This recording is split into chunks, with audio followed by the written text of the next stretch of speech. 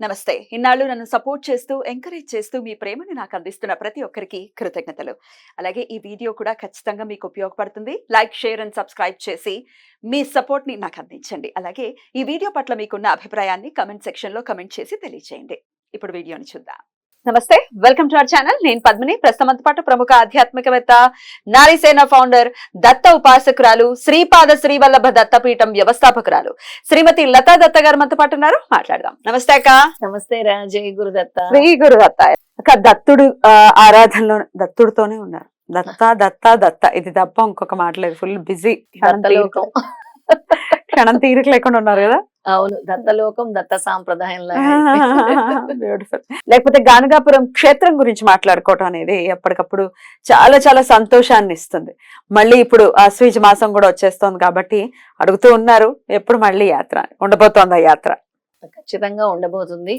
మన దసరా దేవి నవరాత్రులు అవ్వగానే ఆ నెలంతా కూడా చాలా అద్భుతమైన మాసం కాబట్టి ఆ నెలలో 18, 19, 20వ తారీఖు అంటే 2 రాత్రులు 3 రోజులు గానగాపురంలో ఉండి సప్తాహ సామూహిక గురుచరిత్ర పారాయణం, అఖండ పారాయణం చేద్దాము అని అనుకుంటున్నాం. బ్యూటిఫుల్. అయితే 18, 19, 20 అంటే 18 రాత్రి బయలుదేరతారమా? లేదు, 18 ఉదయాన్నే బయలుదేరుతాం. 18 రాత్రి, 19 రాత్రి అక్కడ ఉంటాం. ఓకే. 20వ తారీఖు మధ్యాహ్నం బయలుదేరి రాత్రి అంటే ఆదివారం రాత్రి వరకు వచ్చేస్తాం. రైట్. సో సప్తాహ పారాయణం ఎలా సాధ్యపడుతుంది 2 రోజుల్లో? 2 రోజుల్లో సామూహికంగా కదా పద్మిని, సామూహికంగా అందరు కలిసి కూర్చొని చదివితే ఒక 20 మంది ఉన్నారనుకో, 1 గంట 2 గంటల్లో ఒకసారి అయిపోతుంది.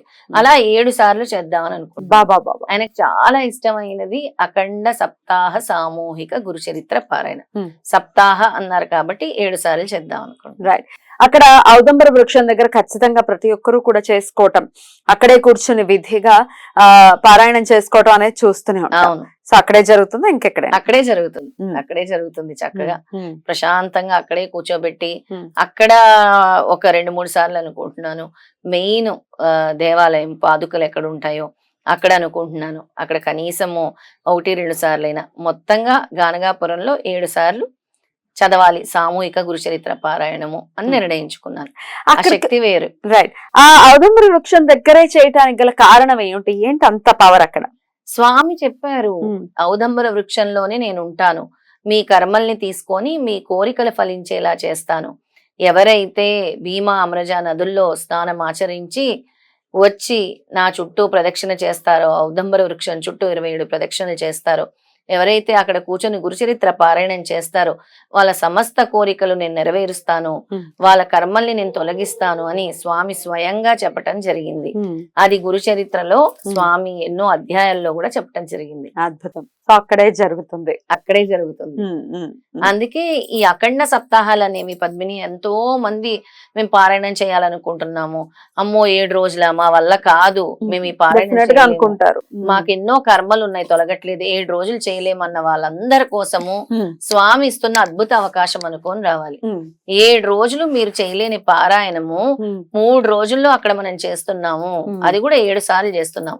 సామూహికంగా చేస్తే 4 పురుషార్థాలు అంటే 4 జనరేషన్స్ వరకు నేను మిమ్మల్ని కాపాడుతాను.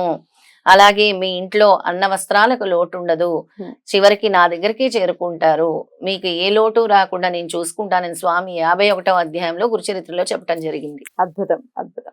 అయితే గానగాపురం యాత్ర, గానగాపురమేనా ఇంకేమైనా ఉంటాయా? అసలు గానగాపురంలో ఏమేమి దర్శించుకుంటాం? గానగాపురంలో మనకి ముఖ్యమైనవి భీమా అమరజ నది, ఔదంబర వృక్షము, అష్టతీర్థాలు ఉంటాయి. అష్టతీర్థాల దగ్గర తీసుకెళ్తాను. అలాగే గురు పాదుక దర్శనం ఉంటుంది. అలాగే పల్లకి ఉత్సవం ఉంటుంది, అది కూడా మన లక్ మీద ఆధారపడి ఉంటుంది. కల్లేశ్వర్ గ్రామ దేవత గుడి ఉంటుంది, అక్కడ ఆయన్ని కూడా దర్శించుకుంటాం. స్వామి దర్శనం అలాగానే ఉంటుంది. కానీ పాదుకా దర్శనం అంటే ఎర్లీ మార్నింగ్ లేచి చేయిస్తారా మరి? అర్లీ మార్నింగ్ మనకి పాదుకా దర్శనము వెళ్ళిన ప్రతిసారి పాదుకా దర్శనం చేయిస్తాను. మొన్న ట్రిప్ లో కూడా పాదుకా దర్శనం జరిగింది. అది స్వామి మనకి పాదుక రూపంలో మనకి దర్శనం ఇవ్వాలి అని అంటే ఆటోమేటిక్ గా ఆ రోజు పాదుకల్ని పెడతారు, ఎందుకో మనకు తెలియదు. అది మిరాకిల్. అది ఇంకా అక్కడ ఎంతో మంది సిద్ధ పురుషులు ఉంటారు. స్వామి ఏ రూపంలో వచ్చి తిరుగుతారో తెలియదు. మీ కర్మలు పోవటానికి అక్కడ భిక్షా కార్యక్రమం అనేది ఒక అద్భుతమైన కార్యక్రమం. ఆ భిక్ష కార్యక్రమంలో కూడా ప్రతి ఒక్కరు పాల్గొంటారు. ఎప్పుడెప్పుడు అడుగుతూ ఉంటారు, మేము వెళ్ళాలనుకుంటున్నామండి, వెళ్ళలేకపోతున్నాము, చాలా రోజుల నుంచి ట్రై చేస్తూ ఉన్నాము కానీ వెళ్ళలేకపోతున్నాము, ఏం అడ్డుకుంటోంది మాకు అనే డౌట్ ఖచ్చితంగా అడుగుతూ ఉంటారు. ఎట్లా అక్క ఇట్లా అసలు వెళ్ళలేని వాళ్ళు మరి మనతో ఎలాగో వస్తారు, కానీ అసలు ఈ వెళ్ళలేకపోవడం ఏమిటి అసలు? అంటే దత్తాత్రేయ స్వామి విధానంలో ఆయన పిలుపు లేనిదే అక్కడికి చేరుకోలేరు. అసలు స్వామి అనుగ్రహిస్తేనే ఆయన నామం జపించగలము. స్వామి అనుగ్రహం లేకపోతే ఆయన నామస్మరణ కూడా, ఆయన నామం కూడా మన నోటి మీద పలకదు. అది దత్తాత్రేయ స్వామి యొక్క విశిష్టత. అంటే ఆయన కోసం తప్పించాలి, తప్పిస్తే ఖచ్చితంగా రాణిస్తారు. అంటే ఎవరికైతే అహంకారం ఉంటుందో, ఎవరికైతే ఇంకా కర్మలు పరిపక్వం అవ్వవో, ఎవరైతే ఇంకా మూర్ఖంగా ఉంటారో, ఎవరైతే దైవ దూషణ చేస్తారో, ఎవరైతే గురునింద చేస్తారో, ఎవరైతే పాప కర్మలు నెగిటివిటీని ఎక్కువ అట్రాక్ట్ చేస్తారో, ఎవరైతే ఇతరుల్ని నిందిస్తూ ఉంటారో, ఎవరైతే ఇతరుల మీద ఏడుస్తూ ఉంటారో, ఎవరైతే ఎప్పుడు ధనం ధనం అని వ్యామోహం చూపిస్తారో, ఇలాంటి వాళ్ళందరి దగ్గరికి అంత సులభంగా స్వామి రారు. కష్టం, చాలా కష్టం, చాలా చాలా కష్టం. నిత్యాగరిష్ఠుడు అని అందుకే అంటారు. ఎవరి దగ్గరకు పడితే వాళ్ళ దగ్గరకు స్వామి వెళ్ళరు. ఎవరైతే స్వామి గురించి పరితపిస్తూ ఉంటారో, స్వామి చరణ పాదుకలు ఎప్పుడూ నాకు కావాలి నాయన, నీ పాదస్పర్శ కావాలని పరితపిస్తూ ఉంటారో, ఎవరైతే స్వామిని చూడాలని పరితపిస్తూ ఉంటారో, ఎవరైతే స్వామి నామాన్ని పలకాలని పరితపిస్తూ ఉంటారో, ఎవరైతే స్వామి హక్కును చేర్చుకోవాలని పరితపిస్తూ ఉంటారో, అలాంటి వాళ్ళ దగ్గరికి స్వామి ముందెళ్తారు. బ్యూటిఫుల్. అయితే ఇవే నియమాలు. ఇప్పుడు అబద్ధాలు ఆడకపోవటం, లేకపోతే అసలు ఒకరి హితాన్నే కోరుకోవాలి తప్ప. ఇప్పుడు నిత్యాగరిష్ఠుడు అని అంటే స్నానాలు కాదు పద్మిని, స్నానాలు మళ్ళు మడి స్నానాలు అడగలేదు స్వామి నిన్ను. నువ్వు మడి స్నానాలు చేసేసి పాపాలు చేసేరా, నీ దగ్గరకు వస్తానని ఏ రోజు స్వామి చెప్పలేదు. స్వామికి స్నానంతో పని లేదు. స్వామిని కూర్చొని నువ్వు బ్రహ్మముహూర్తంలో ధ్యానించు, ఉదయం ధ్యానించు, ఎప్పుడైనా ధ్యానించు. నిన్ను స్నానపానాలు అడగలేదు. నీ సోల్ క్లెన్సింగ్, నీ ఆత్మ పరిశుద్ధంగా ఉండాలి. నీ ఆత్మ ఎప్పుడైతే క్లియర్ గా ఉంటుందో అప్పుడు నేను నీ దగ్గర ఉంటాను. నువ్వు అబద్ధాలు ఆడుతూ, ఒకరిని మోసం చేస్తూ, డబ్బు మీద వ్యామోహం చూస్తూ, ఇతరులకు సహాయం చేయకుండా, ఇతరుల మీద పడి ఏడుస్తూ, ఇతరులని సర్వనాశనం చేయాలని కోరుకుంటూ, వాకు దోషాలు చేస్తూ, ఎక్కడి నుంచి మార్పులు వస్తాయి? ఇవన్నీ నువ్వు చేస్తున్నంత కాలం స్వామి నీ దగ్గరికి రాడు. అందుకే వాటిని నువ్వు వదలాలి, నువ్వు మారాలి. అందుకే స్వామి నీకు ఇంకొక అవకాశం ఇస్తున్నాడు. నేను పారాయణం చేయలేనండి, నేను ఎంతో మంది పారాయణం చేయలేను. వారం రోజుల అంటే నా కోసం ఏమైనా చేస్తున్నావు? నువ్వు నా కోసం చేస్తున్నావా పారాయణం? ఇంకొక ఇలాగే వారం రోజులు అంటే చాలా కష్టం కదండి. నేను ఒకటే అంటాను, ఆయనకు కూడా చాలా కష్టం మీ సమస్యలు తీర్చడం. ఆయన కోసం కూడా చాలా మంది లైన్ లో ఉంటారు, ఆయన కూడా చూస్తారు. నిజం పద్మిని, మరి ఆయనకు కూడా కష్టమే. నీకే ఎంత కష్టం, నువ్వు అంత బిజీ అయినప్పుడు మరి ఆయన ఎంత బిజీగా ఉండాలి? ఆయన ఎన్ని జీవరాశుల్ని చూడాలి, చీమల్ని చూడాలి, చెట్టుల్ని చూడాలి, చేమల్ని చూడాలి, అన్నిటినీ చూడాలి. మరి నువ్వంత బిజీగా ఉన్నప్పుడు ఆయన బిజీగా ఉండరా? నేను అదే మాట చెప్తాను. ఓకే, మీరు బిజీ కదండి, ఆయన కూడా బిజీగా ఉన్నారు. మీరు ఫ్రీగా ఉన్నప్పుడు ఆయన అప్పుడు ఫ్రీగా ఉంటానో లేదో ఆలోచిస్తారు అని చెప్తాను. ఎంత అర్థం ఉంది ఇందులో? డెఫినెట్లీ అక్క, ఎంత అర్థం ఉంది. రైట్. ఇంకా చాలా మంది ఉంటారు, ఎలా అని అంటే వస్తారు, సేవ చేసుకుంటారు, వాళ్ళకి ఏదో ఒకటి జరుగుతుంది, తర్వాత మళ్ళీ తిరిగి స్వామి ముఖం చూడరు.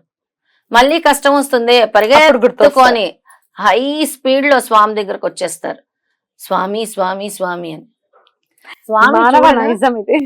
స్వామి చూడ్డా నువ్వు నిజంగా భక్తితో వస్తున్నావా, ఆయనతో బిజినెస్ చేయడానికి వస్తున్నావా, నువ్వు ఎందుకు వస్తున్నావు, అసలు దేనికోసం వస్తున్నావు? ఈ మధ్య నేను అందరు భక్తుల్ని స్వామి జన్మదినోత్సవాల్లో కూర్చోబెట్టి 2 గేయాలు 2 పాటలు వేసాను. అసలు మన మానవ జన్మ ఎందుకు ఎత్తాము, ఎలా ఉండాలి, ఇంద్రియ సుఖాలు భోగాలు, ఆ పాట ఉంది కదా, ఆ పాటేసి అందరు చాలా మంది కళ్ళలోంచి నీళ్ళు వచ్చాయి. నెక్స్ట్ దేశం అంటే ఏంటి, మనుషులు కాదు, ప్రేమ, ప్రేమ పంచు, ఇవన్నీ కూడా వినిపించాను. ట్రాన్స్ఫర్మేషన్ అంటే స్వామి నిజంగా కోరుకునేది ఏంటి మనం ఎందుకు తెలుసుకోలేకపోతున్నాం? పొద్దున్న లేస్తే వ్యాపారం వ్యాపారం, స్వామితో వ్యాపారం. అంతేకాని స్వామి నాకు కావాలి నాయనా, స్వామి నువ్వు ఉన్నావు నాయనా, నీ అనుగ్రహం కావాలి నాయనా అని లేదు. స్వామి నీకేం కావాలో నేను వచ్చి చేస్తాను నాయన, నిన్ను శుభ్రం చేస్తాను నాయన, క్షేత్రం శుభ్రం చేస్తాను నాయన, నీ ఔదంబర వృక్షం శుభ్రం చేస్తాను నాయన. చెత్త వేయకుండా ఉంటే అదే 10,000. అసలు పెద్ద చెత్త చేసేస్తున్నారు అని చెప్పి అది. బోల్డ్ అని కంప్లైంట్స్. కంప్లైంట్స్ ఎన్నిసార్లు శుభ్రం చేస్తాము Hmm. అలాంటి వాళ్ళు, ఎన్నిసార్లు మీరు చెత్త చేస్తా ఉంటారు, మీకు బాధ్యత లేదా అని అడుగుతున్నాను. బోల్డ్ అంత ఆవేశం వస్తుంది. ఆ, మీకు కోపం వస్తుంది కదా, ఆవేశం ఏంటి అసలు? Right, correct. ఎంతసేపు భగవంతుడు మాకేమలేదు, భగవంతుడు ఇచ్చే అది ఇచ్చే ఇది ఎన్నిసార్లు? ఇచ్చే, Yeah. నీ ఆలోచన అంతే గాని భగవంతుడికి నువ్వేం చేసావు? Right. నువ్వు ఆర్తితో ఉదయం లెగుస్తావా? లేవవు. ఆర్తితో వెళ్ళి ఆరతిలో నిలబడతావా? కాసేపు నిలబడవు. నైవేద్యం చేసుకొస్తావా? ఓపిక ఉండదు. స్వామి దగ్గర ఊడుస్తావా? ఓపిక ఉండదు. కానీ స్వామి అన్నీ నీకు ఫ్రీగా ఇచ్చేయాలి. నువ్వు స్వామి కోసం ఏమీ చేయకు, కానీ స్వామి రెడీగా నీకు గ్రాంట్ చేసేయడానికి ఉండాలి. Right, right. నిజం. మార్పు రావాలి, డెఫినెట్ గా వస్తుంది. అనుగ్రహంతోనే, స్వామి అనుగ్రహంతోనే వస్తుంది స్వామి మార్పు. అనుగ్రహంతోనే. గుడికి వెళ్ళటానికి టైం ఉండదు, చెప్తున్నాను నేను. Right right. మొత్తానికి అయితే మనమైతే యాత్ర చేయబోతున్నాం. ఎప్పుడు ఇలా మాట్లాడలేదు అసలు లత గారు, అసలు ఊగిపోతున్నారు ఇప్పుడు. అంటే అలా ఎక్స్పీరియన్సెస్ మాట్లాడిస్తాయి డెఫినెట్ గా. పీఠం పెట్టిన Experience లే. తర్వాత రకరకాలుగా చూడటం అనేది జరుగుతుంది. చూడటం. రైట్. అయితే 18, 19, 20 తారీఖుల్లో, 20 తారీఖు బయలుదేరి వచ్చేస్తాం. 18 పొద్దున్నే బయలుదేరతాం కాబట్టి హైదరాబాద్ నుంచి యాత్ర ఉంటుంది. హైదరాబాద్ దగ్గర అమీర్పేట్ దగ్గర నుంచి మన యాత్ర మొదలు కాబోతుంది. సో రావాలి ఖచ్చితంగా, సామూహికంగా అందరూ కూడా వచ్చి ఆ స్వామి అనుగ్రహాన్ని పరిపూర్ణంగా పొంది, ఆ దత్తానుగ్రహం పొందడం అంటే మామూలు విషయం దత్త భక్తులందరికీ ఇది స్వామి ఇస్తున్న ఒక అవకాశం, ఓ మంచి పిలుపు అనుకోవచ్చు. ఒక మంచి పిలుపు. ఆయన పిలుస్తున్నారు. ఆయన ఎవరిని పిలిపించుకుంటారో ఆయనకు తెలియదు. అసలు ప్లాన్ లేదు దీని గురించి మాట్లాడాలి అని. అన్ప్లాన్డ్. అప్పటికప్పుడు ఇప్పుడు మాట్లాడాలి, అప్పటికప్పుడు మళ్ళీ, ఎందుకంటే కాల్స్ వస్తున్నాయి అనటం, అయితే సరే మళ్ళీ చేద్దాం అని ప్లాన్ చేసుకోవటం. పీఠం ఉన్నప్పటికీ ప్లాన్ చేయటం అనేది లత గారు చేస్తున్నారు కాబట్టి ఖచ్చితంగా రిజిస్టర్ చేసుకోండి. రైట్ అక్క, బ్యూటిఫుల్.